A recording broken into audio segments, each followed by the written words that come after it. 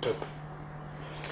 Michel Collomb, est-ce que vous pouvez nous expliquer ce que c'est que cette flottille qui est partie vers Gaza?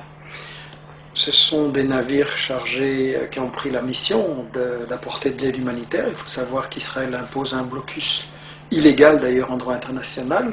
Il affame les gens de Gaza, il les prive de nourriture, de médicaments, de toutes les choses essentielles. Il leur rend la vie impossible. Et donc ce sont des gens de nombreux pays qui ont été très courageux en disant on ne va pas laisser tomber les Palestiniens, on va montrer qu'ils ne sont pas seuls. Ils savaient qu'il y avait un risque à ce point-là, personne n'aurait imaginé, mais ils savaient qu'il y avait un risque et moi je tiens à leur rendre hommage. On m'avait invité à y participer, je n'ai pas pu aller par manque de temps, je connais les gens qui étaient là et donc je tiens à leur rendre hommage parce qu'ils ont pris des risques pour aider les Palestiniens et je pense qu'on doit vraiment leur rendre hommage. Oui. Comment les Israéliens ont-ils pu faire cela? Quelles sont les raisons?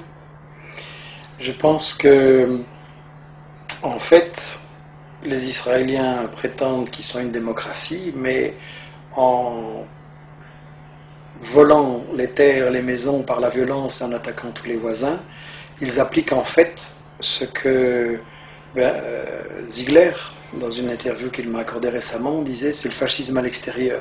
C'est-à-dire que l'Europe, elle a sa démocratie à l'intérieur, mais à l'extérieur, elle soutient des régimes qui appliquent le fascisme envers les populations des pays du Sud, et il n'y a pas que les Palestiniens. Donc je pense que c'est une dictature coloniale, il faut avoir le courage de le dire. En 2010, il reste une colonie, c'est la dernière, Israël se maintient par la brutalité, c'est une dictature. Et est-ce que les Israéliens se moquent de l'opinion publique? En fait, non, ils y sont très sensibles. Ils ont peur de perdre leur image d'État démocratique, recherchant la paix, blablabla, et ils y sont sensibles. Le problème, c'est que l'opinion publique ne s'exprime pas assez. En fait, il y a de plus en plus de gens qui se rendent compte qu'Israël ment, qu'il ne recherche pas la paix, qu'il cherche des excuses hypocrites, mais cette opinion ne se fait pas encore assez sentir. Les dirigeants politiques maintiennent leur soutien à Israël, et il faut absolument amplifier l'information alternative, il faut absolument aussi démolir les mythes de ce que j'appelle la propagande de guerre israélienne, par laquelle ils se présentent, par exemple, toujours en victime. Dans ce cas-ci aussi, les navires de guerre attaquent des humanitaires, et Israël a encore le culot de se présenter comme étant la victime et ses soldats en danger. Là, c'est flagrant aujourd'hui. Mais en réalité, ils font ça tout le temps, et le problème, c'est que les médias n'ont pas répondu à ça. Les médias laissent passer en général, Israël se présente toujours en rôle de victime. Justement, le président français Nicolas Sarkozy a réagi ce midi en disant que la réaction des Israéliens avait été disproportionnée. Qu'en pensez-vous? Je suis scandalisé quand le président français dit que la réaction israélienne est disproportionnée, c'est un menteur. Parce qu'une réaction disproportionnée, ça veut dire une réaction qui est légitime, mais qui exagère. Et ça fait référence à ce qu'on appelle en droit international la légitime défense. C'est-à-dire qu'un État qui est attaqué a le droit de se défendre, mais il doit répondre sans exagérer. Et donc Sarkozy, aujourd'hui encore, maintient le mensonge que ce serait Israël qui serait agressé, qui devrait simplement réagir de façon modérée et correcte. C'est un menteur, parce qu'en réalité c'est Israël qui depuis 60 ans vole les terres des Palestiniens, leur rend la vie impossible, et en employant ce mot-là aujourd'hui, Sarkozy ment à son peuple et ment à l'opinion internationale. Ça ne m'étonne pas, parce qu'en plus ses ministres aussi répercutent tous les mensonges qui sont favorables à Israël. Vous avez une ministre de l'Intérieur, Madame Alliot-Marie, qui a eu le culot d'encourager à faire un procès contre les personnes qui, en France, appellent à boycotter les produits illégaux d'Israël.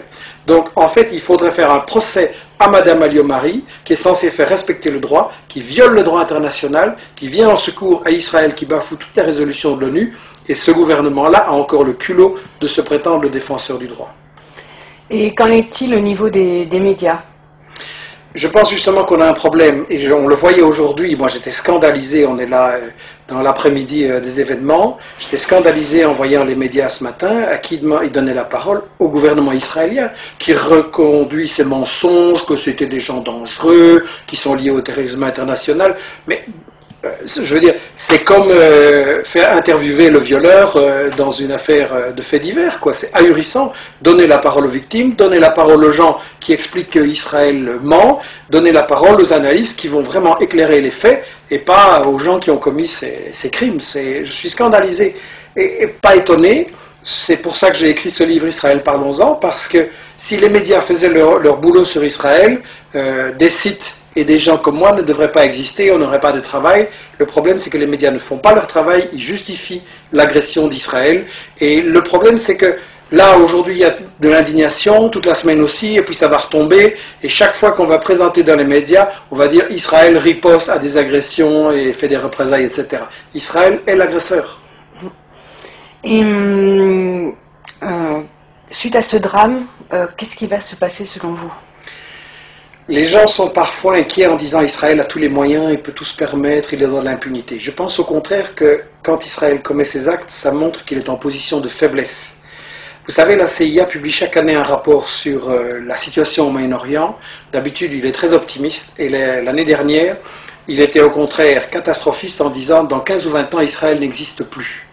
Et tout simplement, ils se rendent compte qu'Israël, avec son arrogance, son agressivité, est en train de retourner l'opinion publique internationale contre eux et qu'ils vont se faire complètement isoler. Et si le monde arabe, il y a un peu moins de gouvernements traîtres et vendus aux États-Unis et un peu plus de gouvernements qui défendent les intérêts de leur population, qui veulent, comme Chavez, utiliser le pétrole, non pas pour enrichir les multinationales et enrichir quelques milliardaires, mais pour mettre fin à la pauvreté, donner l'éducation, les soins de santé, etc. à tout le monde, à ce moment-là, je pense que les choses vont pouvoir changer. Et je crois que ce qui est important, c'est de voir notre responsabilité à tous. L'information, c'est à nous à la faire, avec Internet, avec le travail que j'ai proposé, que tout le monde parle d'Israël et explique la vérité sur Israël. Et à ce moment-là, je pense que là, ça va enfin pouvoir s'arrêter et qu'on va enfin pouvoir imposer une solution de paix et de paix juste au Moyen-Orient.